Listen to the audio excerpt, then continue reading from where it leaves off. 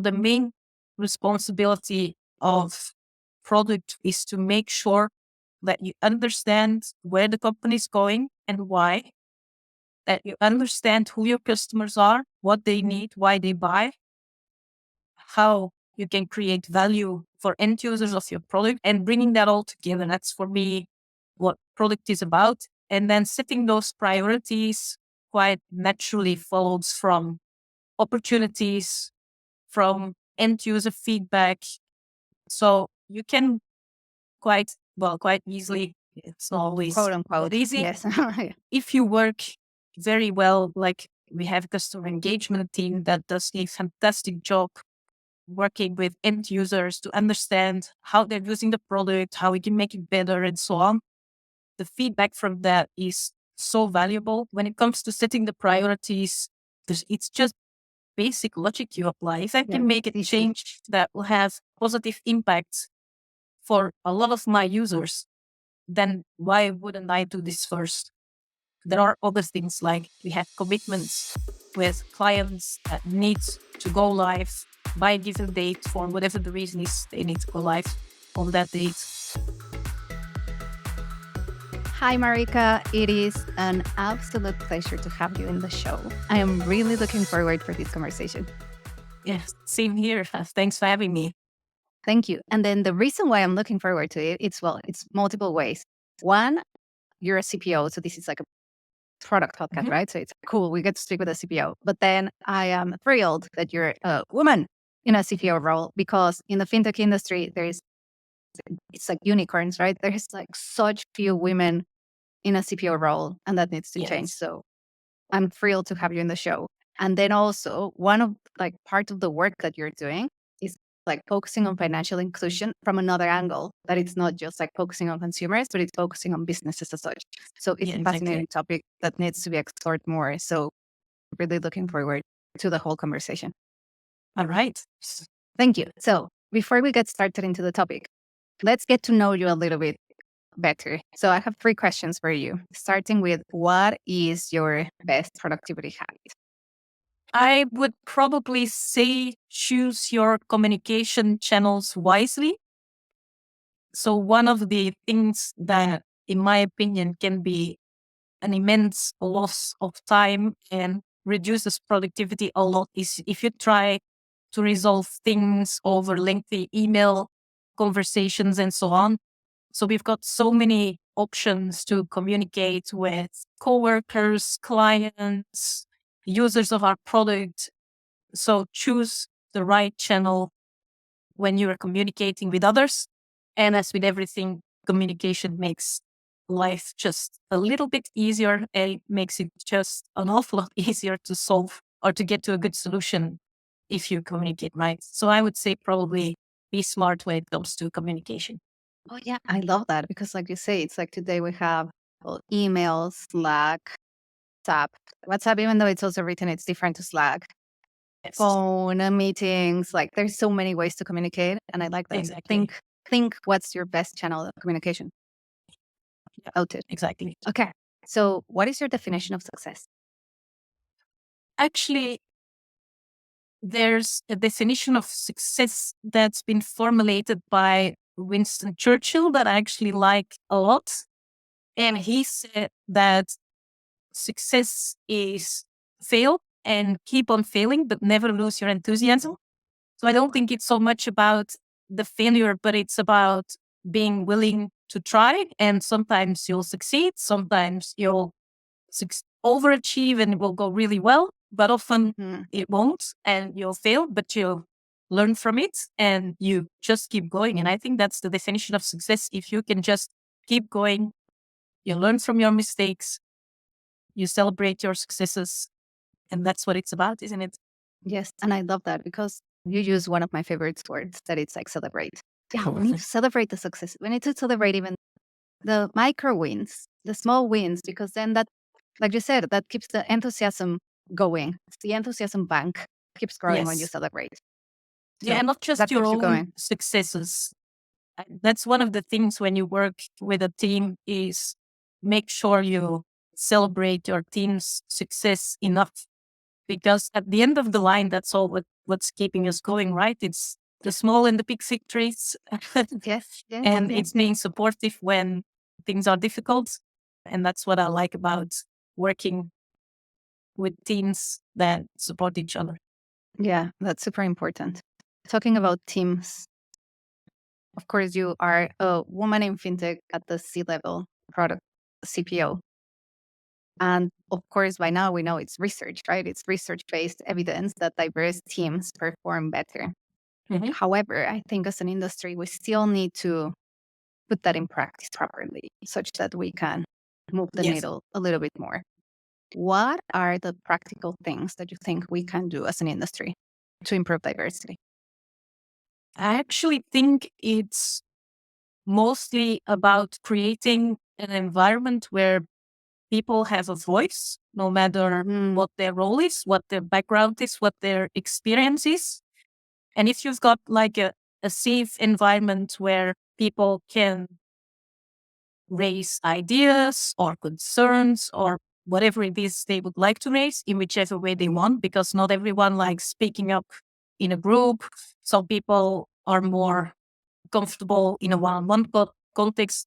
But if you got this environment where everyone's input matters, it automatically creates an environment that's much more inclusive and that will attract more diversity because there's the mindset is there to accept different opinions, to accept different backgrounds, levels of experience, and so on. So I think on the diversity side, it's also important to look at all angles of diversity, as in age, having young and more experienced people in the same team is a really good mix because it's mutually beneficial.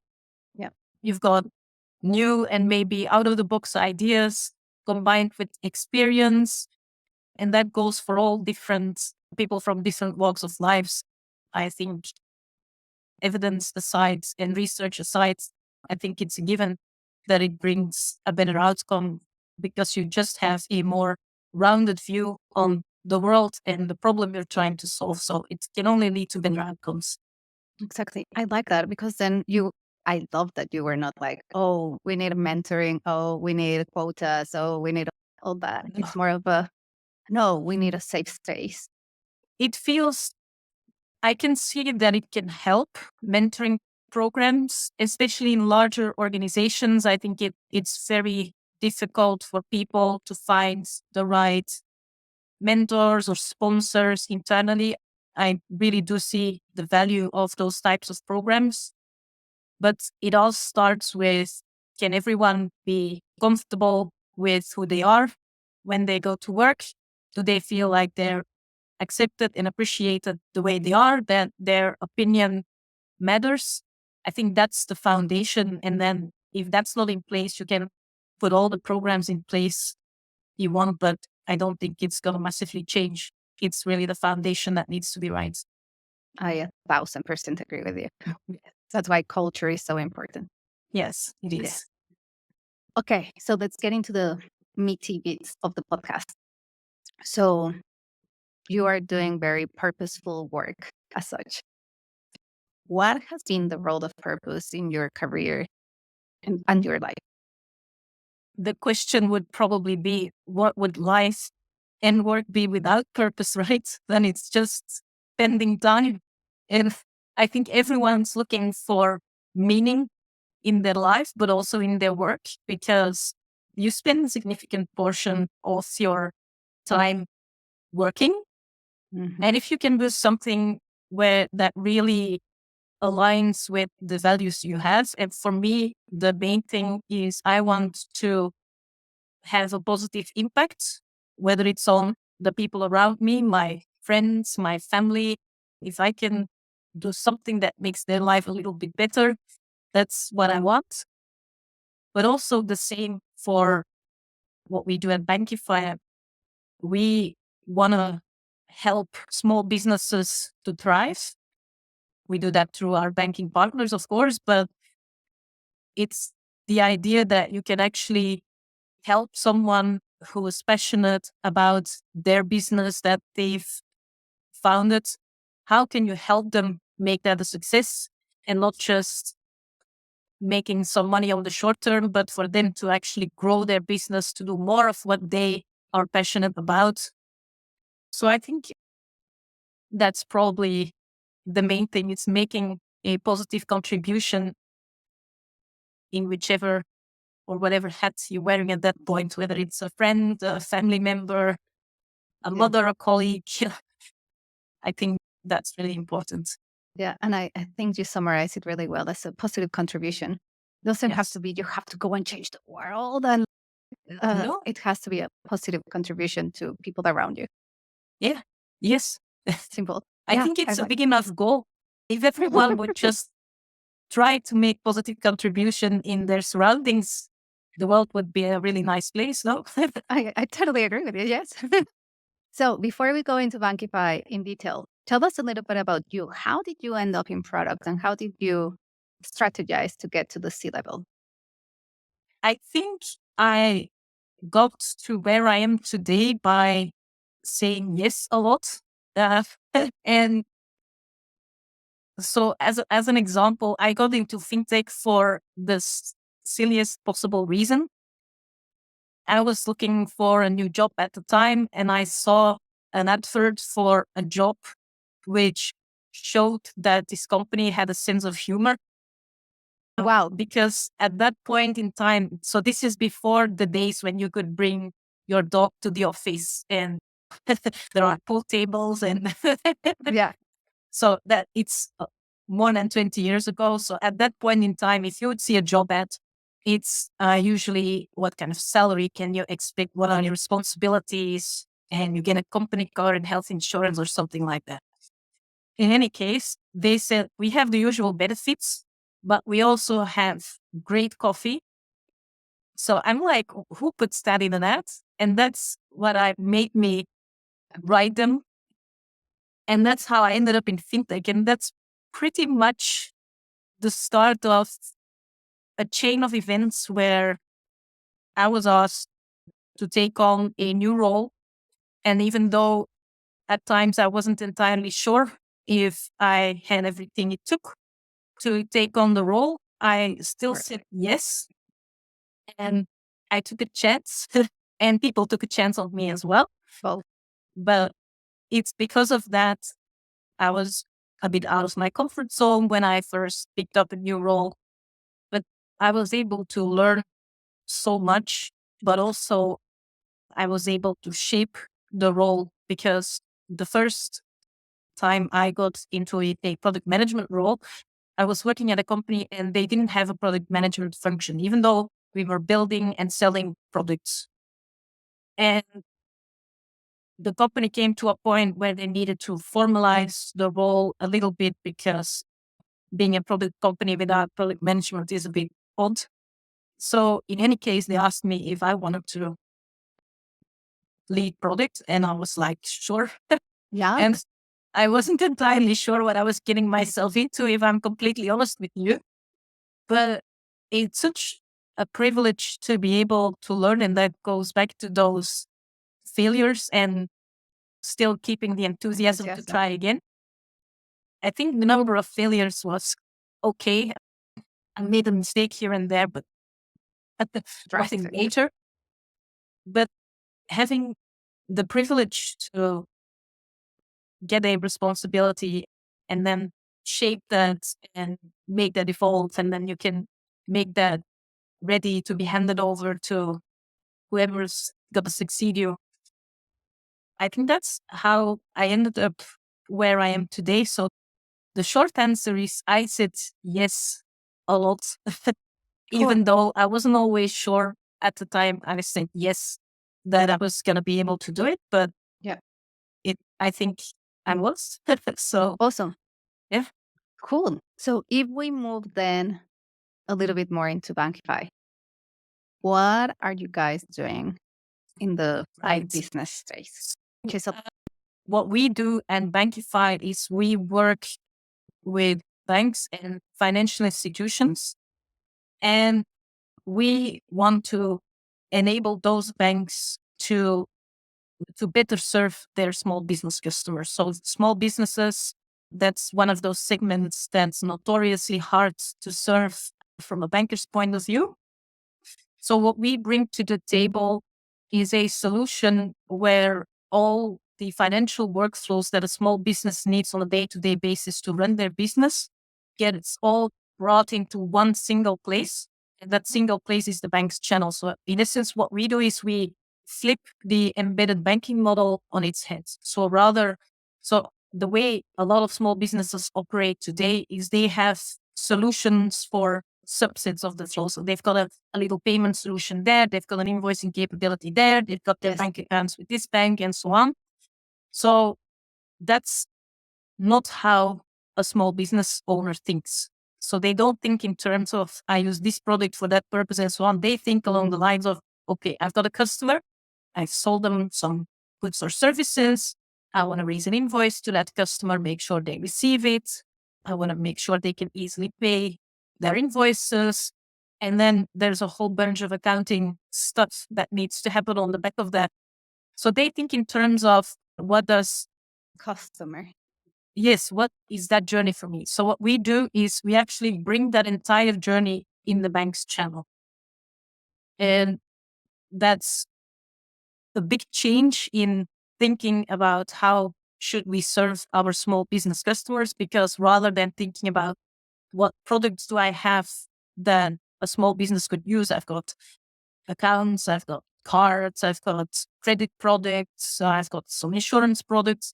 Instead of thinking about what products can I push to my small business customer, we're actually looking at the problem from the small business point of view. So what do they need to effectively manage their finances? And how can we make that more efficient? How can we, as a bank, be the one that supports that small business when it comes to managing the financial health of their business? And the role that we play is we build the technology to make this happen. So that's what we do. Cool.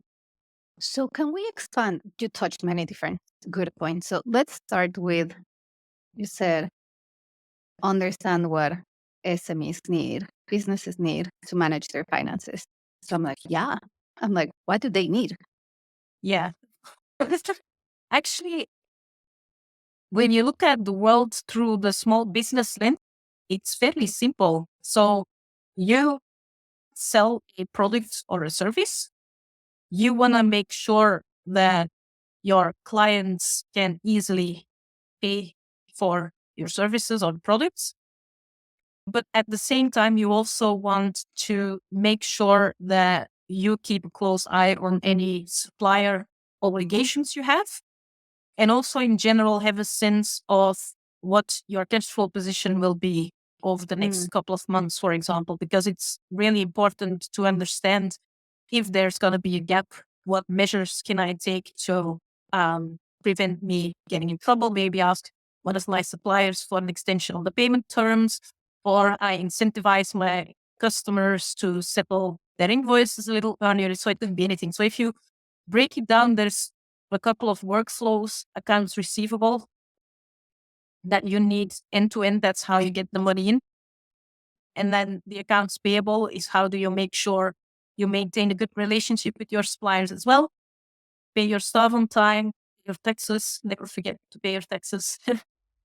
But also how healthy is my business from a financial point of view. So not just looking at patterns in the past, as in I know that on average, I've got this many revenue on a monthly basis and this many expenses, but also a projection in the future. I already know about money that's due to me or that I owe to suppliers, staff, could be anything. So it's getting that 360 view. And that's today, a lot of small businesses have to patch together pieces of information from various sources in order to get that full picture. Luckily, there is technology that can make that an awful lot easier. And it's about making sure that you've got that financial dashboard and the actions you want to take all those different workflows. Yeah, I think you did an excellent job by being the voice of the customer. As you were talking, I was like, oh my God, that sounds like complex. As a business owner, I need to think of all of that. But that's the reality. They need to think of all these. But that's the thing about small businesses. So all the larger corporates, they are equipped with teams that can do all of that. So they've got resources, they've got complex accounting software, they've got relationship managers at banks. So they have all the tools to succeed at doing these tasks. They have the resources to make it happen. A small business usually doesn't have that luxury, but they still need to do very similar things. And I think that's where the democratization of those types of services is such an important thing, so that it's no different when you're running a small business. It's no different. You need to raise invoices, you need to keep your accounting up to date, all of that. But main difference is you don't have a fully fledged accounts receivable team that does that on a daily basis. It's usually the small business owner or the one finance person that does that on a Sunday morning instead of spending time with their family. So if we can also give them a bit of time back instead of spending that on financial admin, we can automate some of that for you. It's still going to be done. So, and you touch a beautiful point that it's like small businesses are people that exactly. like it's the CEO. It's the CEO with 2 members of staff. That's the company, or with 5 in total. So it's like Yes. they are humans. It's not the corporate. It's not McDonald's Yeah, exactly. or Netflix. It is the bakery shop that's owned by a couple. Yes. And let's be honest, nobody sets up a business because they enjoy raising invoices or chasing payments. That's not why you do it. No. So, what do you think are the biggest pain points of SMEs? I think it's quite simple. Late payments is a very obvious one. Again, a larger corporate may have the capacity to absorb those late payments because they've got more capital in general. For a small business, this can become very problematic very quickly. Same goes for making sure you pay your own suppliers on time. The saving time on financial admin. So the time spent on financial admin, I think, is a huge pain point. It's one of the least favorite tasks of most small business owners. And if we can do anything to help that. And then also on the back of that, being able to access financing at the right point in time and the right type of financing is another key area for small businesses. So again, none of this is any different from what a large corporate needs. It's just the context for that small business is quite different, which if they've got less of a buffer to absorb those late payments, they don't necessarily have all the resources. So they've got similar pain points, but the way they can go about them is a little bit different. Yes, and that is beautiful and concerning at the same time, because if we think about it, like SMEs in any country, it's roughly 98% of businesses are small Yes. businesses. So what is the implication of us as a financial services industry of not serving SMEs well as a society? Yeah. It's huge. Yeah. So I think the thing is, it's not just damaging the SMEs if they are not served well. So they need the appropriate level of service. They need support. They need the right products because it's more, the impact is bigger for a small business than it is for a larger or more established business. But at the same time, as you point out, the vast majority of businesses is in that category. So as a bank, why would you miss out on these big markets of small businesses? They're there. They need help. They need support. They need good products. So why would you not go for it? Yeah, which is a great question that I'll play back to you in a different way. That it's so far, if we look at fintech in the past 10 years, it's been very focused on neo banking and disrupting B2C as C being a consumer individual person. but the SME segment is still not to be, hasn't been disrupted. It still has room for improvement.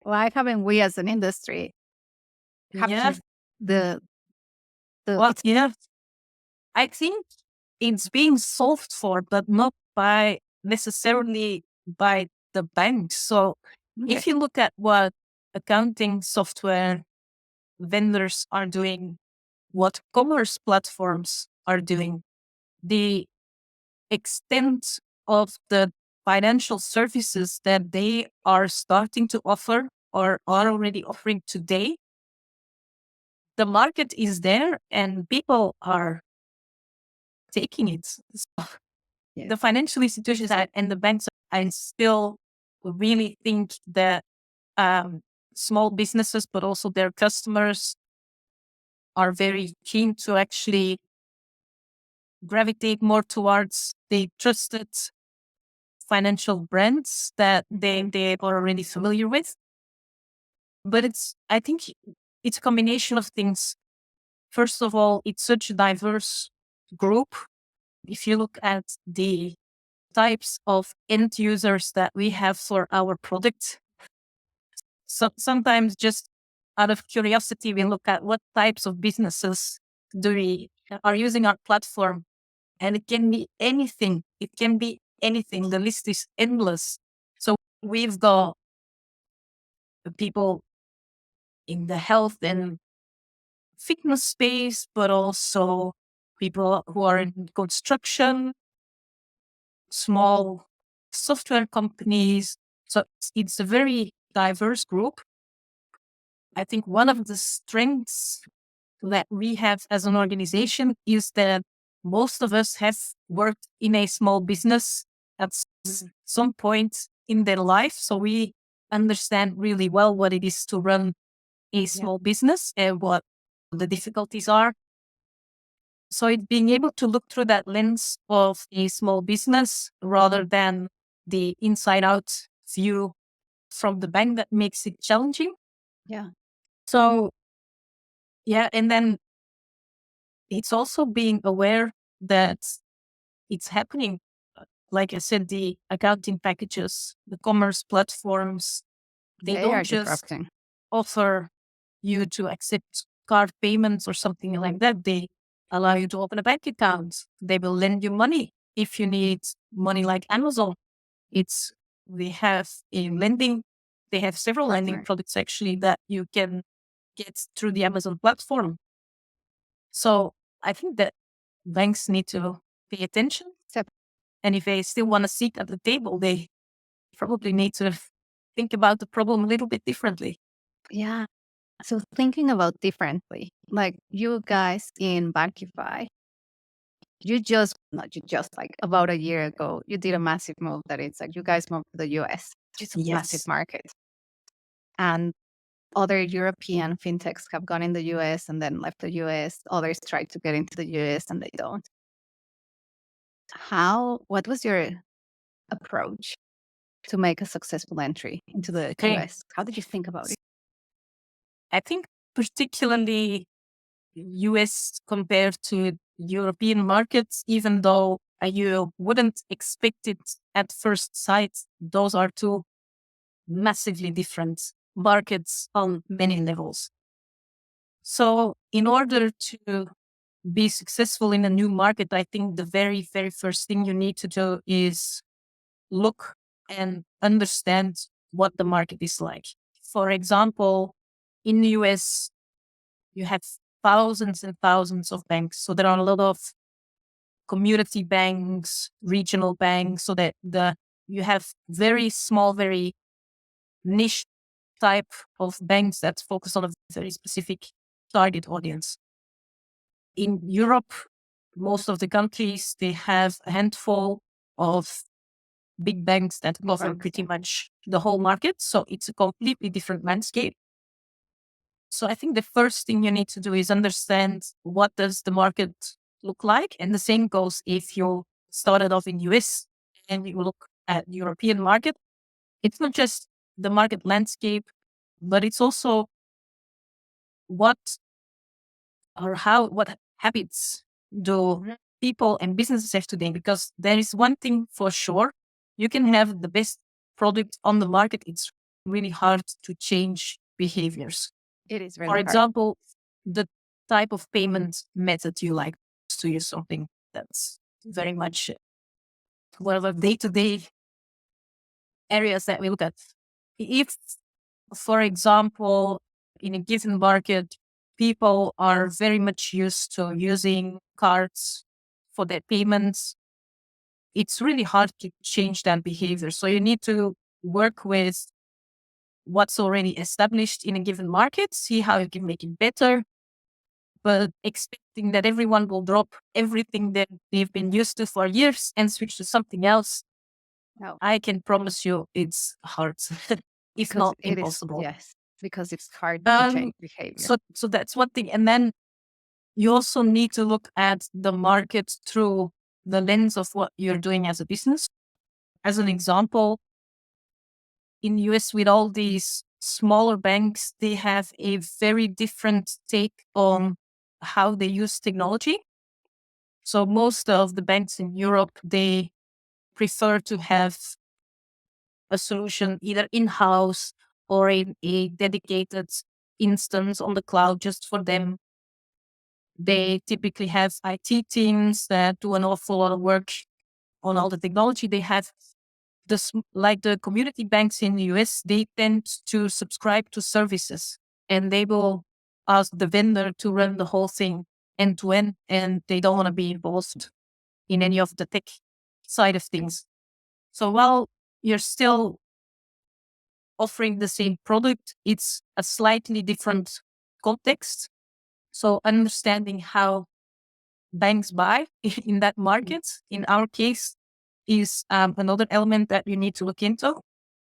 And then finally, the localization. And that's not just changing screen labels with US English versus No, UK English or those language, types yeah. of things, but what communication channels are small businesses using with their customers.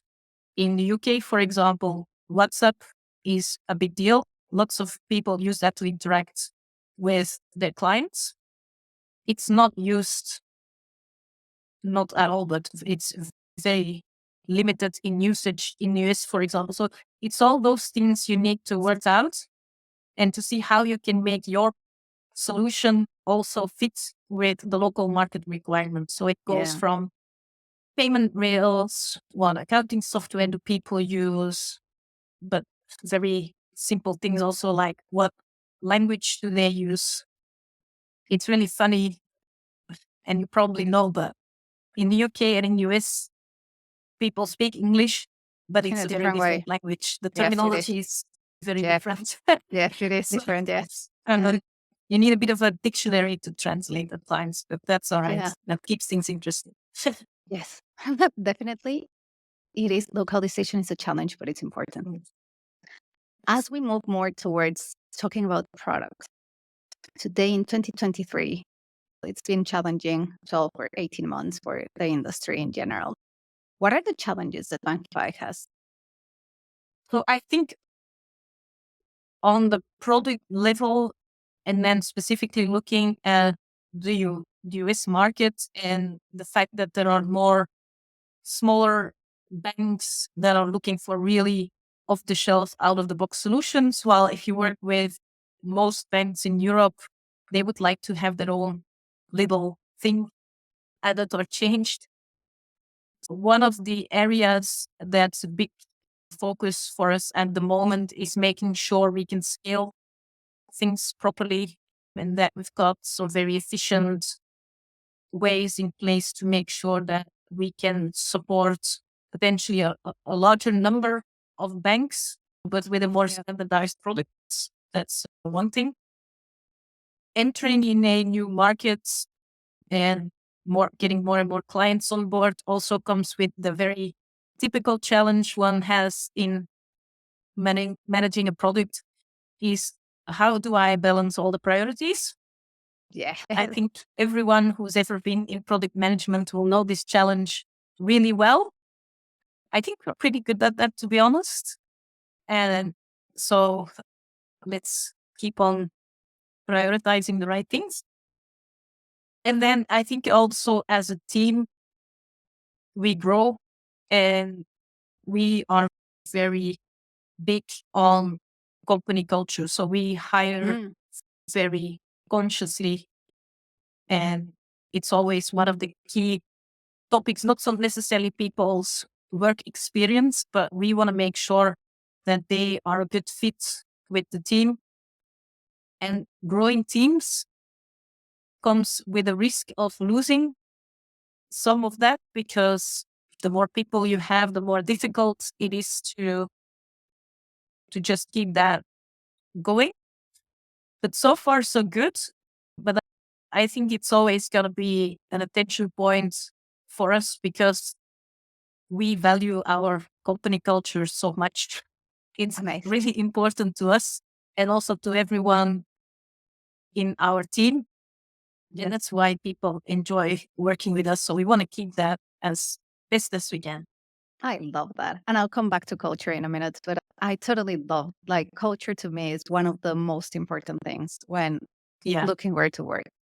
That's it, because you spend half of your life at work. So Yeah, it is. has to It be is. has to be the right fit for you to be able to thrive. I want to go back to what you said about prioritization, because you said it's a challenge, but we're doing a good job, which is great. What are you Yes. doing to do a great job prioritizing? How we do that? Yeah, Well, yeah. What have you done that it's working? so the thing I love about working in product so much is that if you think about it, it's actually one of the most versatile roles in the entire organization, because it's not just you being able to feed into the tech team so they can build the right features in the right order, so setting the priorities for that, but you work with the sales team to understand what customers want. You work with the finance team to make sure the budget stays on track and so on. So as product, you sit in the middle of all the action. Yes, you Uh, do. and that's one of the reasons why I like the role so much. Yes. Yes. So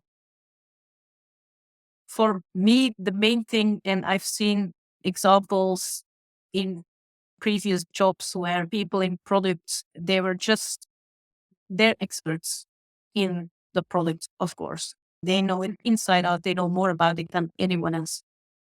And it's dangerous to think that you are the single source of truth and that you know what's best.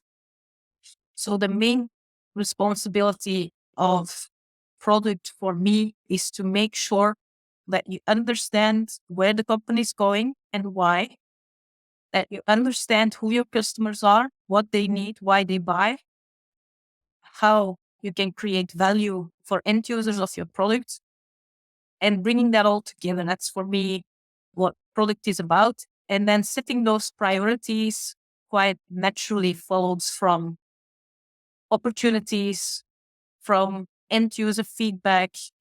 So you can quite easily, it's not always Quote that unquote. easy, Yes. but if you work very well, like we have a customer engagement team that does a fantastic job working with end users to understand how they're using the product, how we can make it better, and so on. The feedback from that is so valuable. When it comes to setting the priorities, it's just basic logic you apply. If I can make a change that will have positive impact for a lot of my users, then why wouldn't I do this first? There are other things like we have commitments with clients that need to go live by a given date for whatever the reason is, they need to go live on that date. So it's about bringing all of that together, and that it's a puzzle. Yes. Yes. No, Where you try to build the puzzle or put the pieces together. And in the end, it always works. And the other thing is, I think I've done this long enough to know that things change all the time. And Exactly, if they you do. are fine with that, You do a good job. then it's all good. Yes, I agree with you. I think if you are new to the industry, you need to be very Yes. conscious that things change very fast and there's Yes. uncertainty. And then you need to be able to function well with the fast Yeah. And change. exactly. And to be honest, things are not always as urgent as they appear. So I'm more of a let's take a step back, have a good look, Good. rationally think this through, and then we'll get there.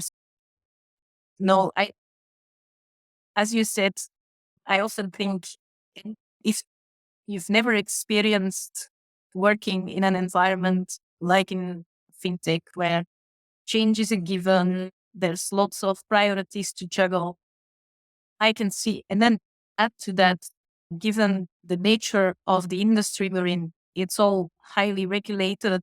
There's all these rules you Yeah. have to follow, certifications, data privacy, and so on. Throw that on the pile.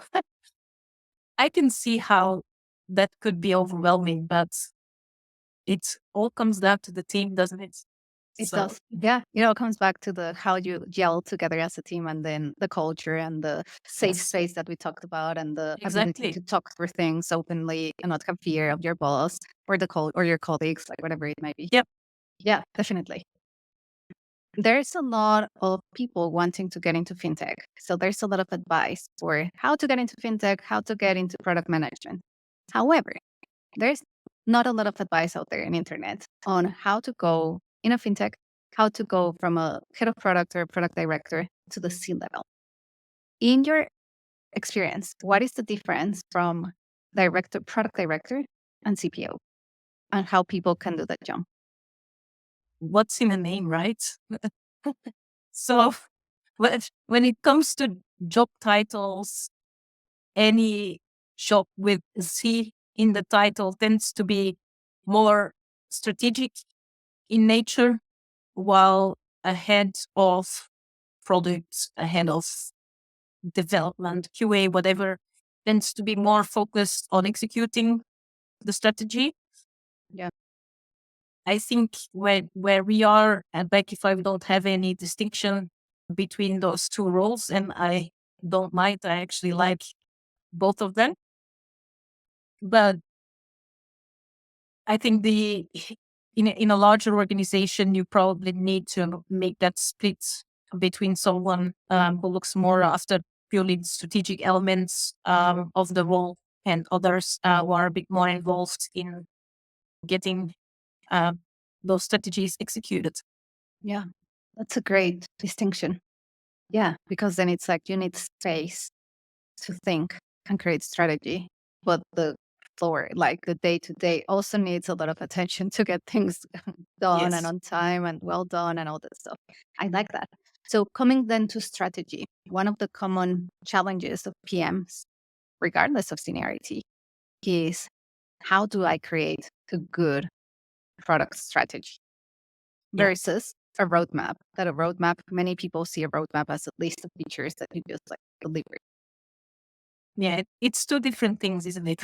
I agree with you. So Yes. actually, the strategy is quite broad, right? So what am I building as a product? How am I taking this product to market? Who are my clients? What are my channels? How do I acquire and retain customers?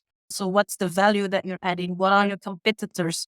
So there is an awful lot of elements that go into a strategy, and each of them need to be investigated and thought to properly, because it's only when you have all these pieces together that you've got a full view on where you're heading from a product point of view.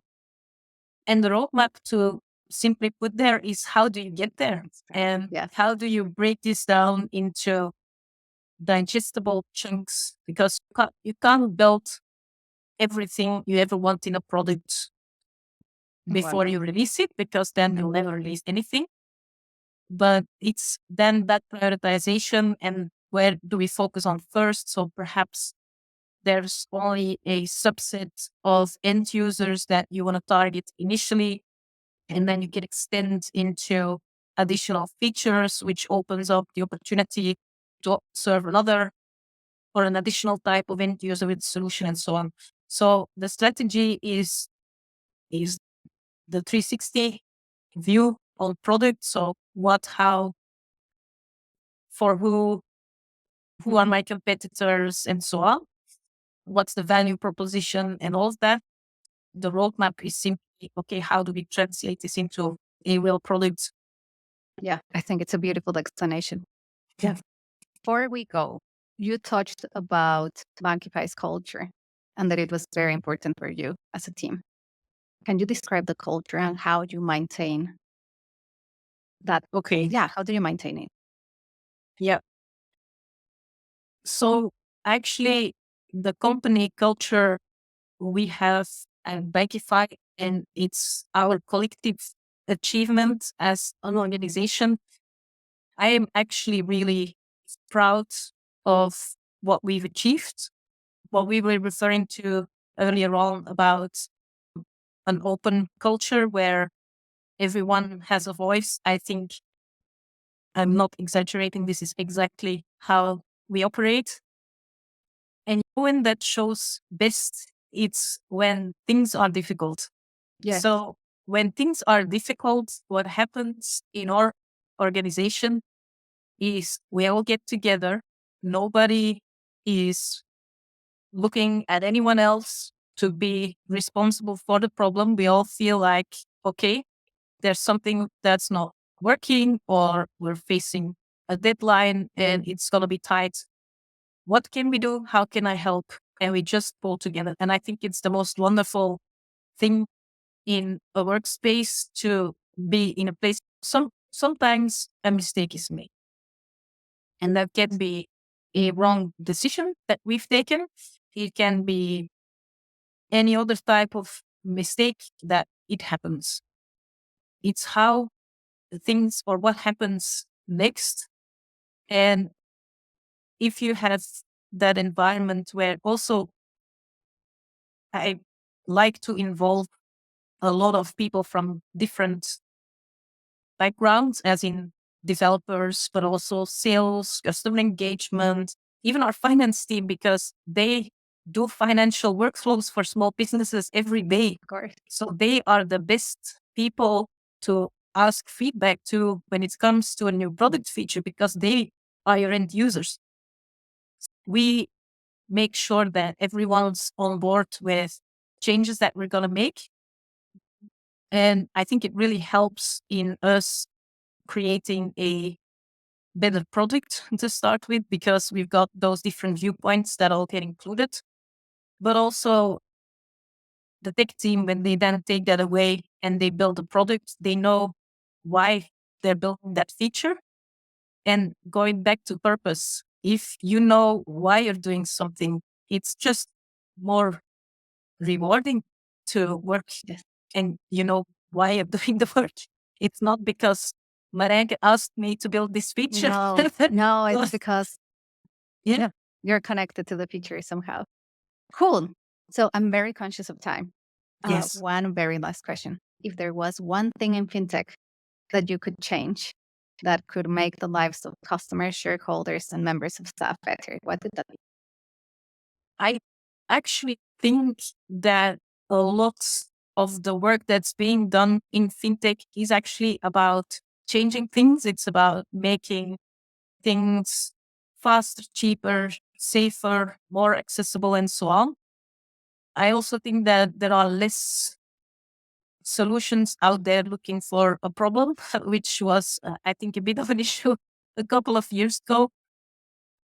Again, going back to the start, making that positive impact always needs to be at the center. And then at the same time, let's be honest, we're also running a business. So is it a viable business? As in, is this a solution that people want to pay for? Can you make a living? So it should not be about making money of it. as the one reason. The positive impact for sure is a key value I think we all need to hold ourselves to. But yeah, making positive change and democratizing services so that everyone can benefit from them. I absolutely loved this episode. Thank you so much, Marika. You're That's a welcome. very wonderful way to finish. Where can we find you and Bankify? Bankify.com. You can also find us on LinkedIn, Twitter, on the social media channels. It's Bankify with an I in the end. There's another company with a Y. So Bankify with an I. Perfect. .com. And I'll add that in the notes, in the show notes. Marika, right. It's been a pleasure. Thank you Nice so to much. meet you. Thank you. Likewise. Bye. Bye-bye. Bye.